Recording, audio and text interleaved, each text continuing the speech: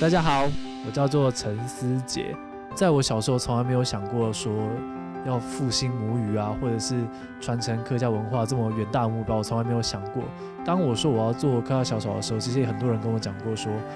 客家这件事情其实很少人在关心。那你这样做可能会蛮累，但是没有人理你。但是我觉得这件事情是我想做的事情，那就去做，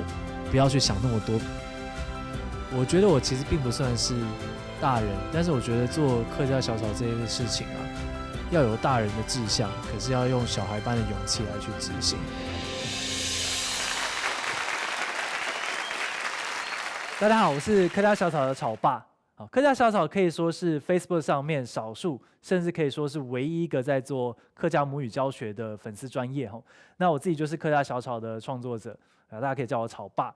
那同时我也是现在台湾吧的行销总监。那今天在跟大家聊聊客家小炒之前，我想要先问大家一个问题，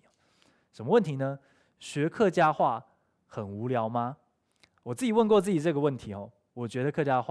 学客家话这件事情其实蛮无聊的。为什么呢？过去我们在学客家话的时候，通常会用客语拼音，我甚至会去上一些客语的课程，甚至有一些客语的检定考。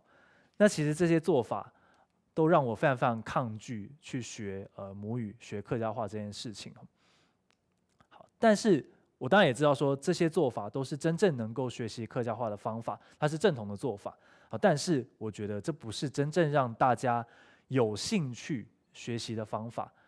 而现在客语学习，我觉得最大的问题不是在于我们没有那么多很好的资源，那些东西都有那么好的课程，有那么好的教学的教材，但是真正的问题是在于没有那么多人有兴趣进到这个领域，进到这个母语学习的这件事情去真正去做好。所以客家小炒想要做什么事情？想要让大家去看一些不一样的以前教材里面没有出现过的东西，包括什么呢？大家有听过海绵宝宝的主题曲是谁住在深海的大风里里？这段歌词它的客语要怎么讲？大家有看过游戏王吗？游戏王里面有一句很经典的台词，我在台面上覆盖一张牌，结束这回合。这句话客语要怎么讲？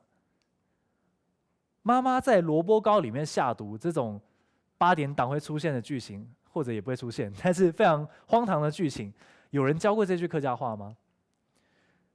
中华一番，这个可能小时候大家都有看过，里面有一句很经典的台词，所以我说那个酱汁呢，这个很多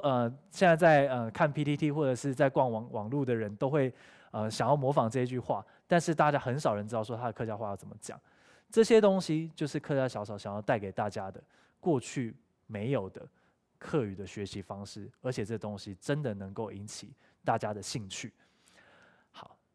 这就是客家小炒想要带给大家这样子的一个感觉。那来谈一谈我是怎么开始，怎么决定要做客家小炒这样子的一个粉丝专业，怎么开始这件事情的。好，先从我的爸妈开始讲起。我的妈妈是台南的闽南人，她是说闽南话的。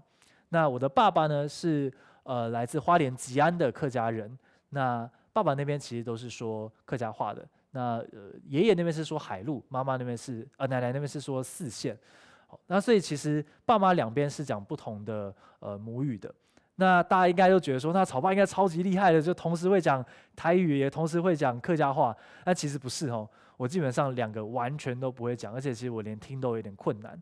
我的闽南语跟客家话的程度大概就跟俄语的程度差不多。对，所以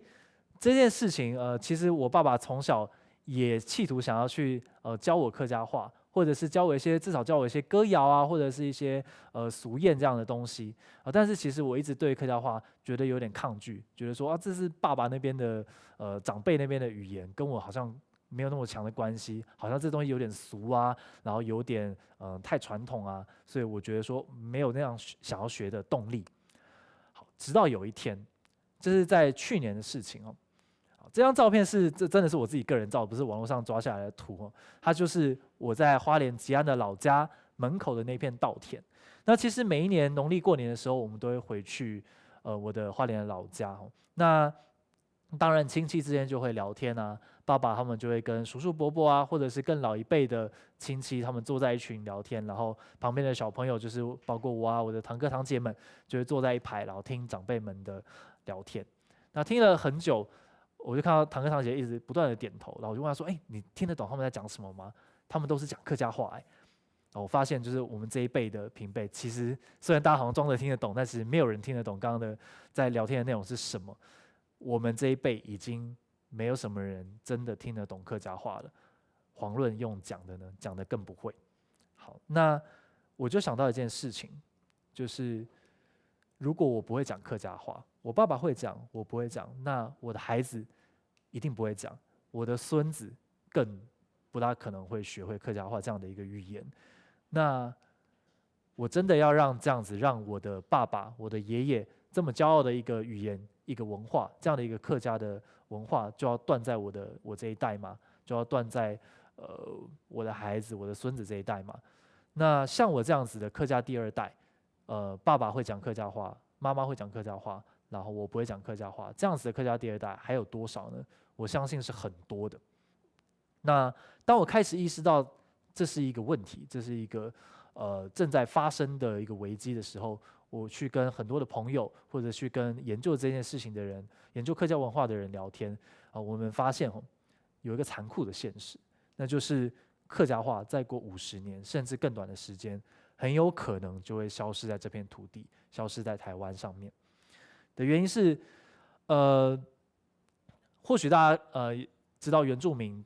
他们的母语也是正在做母语的复兴运动。那因为原住民现在人数并没有那么多，所以这危机感大家很强烈的意识到，原住民的母语需要去复兴，不然它可能会消失。但是客家话它处于一个中间的尴尬的地带，大家觉得说好像应该还是有人在用吧，但是事实上真的越来越少人真的在使用这样的语言，所以它其实是很快就会面临这样子的一个问题的。那想到这件事情，我们就觉得说，应该有一些办法是可以去阻止这件事情，或者是减缓这件事情的。那我就找了几个朋友，包括我的老婆，就是客家小草的草妈，以及负责录音的声优妹，她也是苗栗的客家人。我们3个人就一起决定来做客家小草这样的一件事情。透过我们擅长的方式，我擅长画图，但是我完全不会讲客家话，所以我需要2位客家的顾问，包括草妈是会讲蛮不错的4线腔的，然后以及声优妹，她当然也是会讲4线腔，然后她有办法录制这样的一个真人发音，所以就配合我的图以及有趣的文字以及客家话的教学，这件事情就这样子诞生了。好，那客家小草究竟想要做到什么样的事情呢？到底是什么东西是我们想要带给大家的？客语学习这件事情，或许是在很多人心中是觉得很无聊的，跟我无关的。大家都把时间花在什么事情上面？当然是花在自己有兴趣的东西上面嘛。像是什么？像是动漫、电玩，这是我非常非常爱看的东西。电影、戏剧，甚至时事，或者是网络梗啊、笑话等等的东西，或者是你在追逐很多明星艺人的八卦，或者是综艺的消息。我们每天花了很多很多的时间在滑你的手机，在看你的电脑，都是在看我们本来就有兴趣的东西，不是这些你本来没有兴趣的东西。那就像我刚刚提到的，学客语不是没有资源，而是大家没有这个兴趣去做。所以我们要做的事情是什么？把2件事情做一个结合，让客语学习跟你本来就有兴趣的事物2个结合在一起。所以包括客语的动漫、电玩，或者是客语的电影、戏剧，或者客语的时事，我们把这些你本来就有兴趣的东西加上客家话的教学，这件事情就突然变得很有趣了。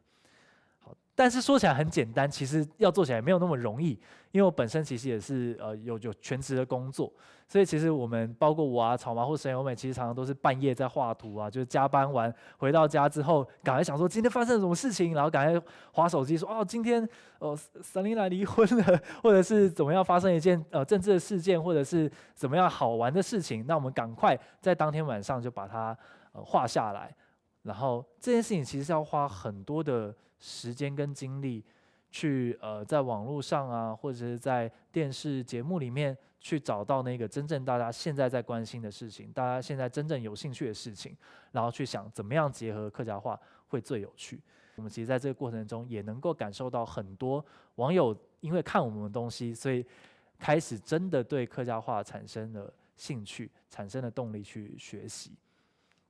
好，那这是我们之前画过的一些等于说是例句啦，包括像是不要这样，夫人会看到。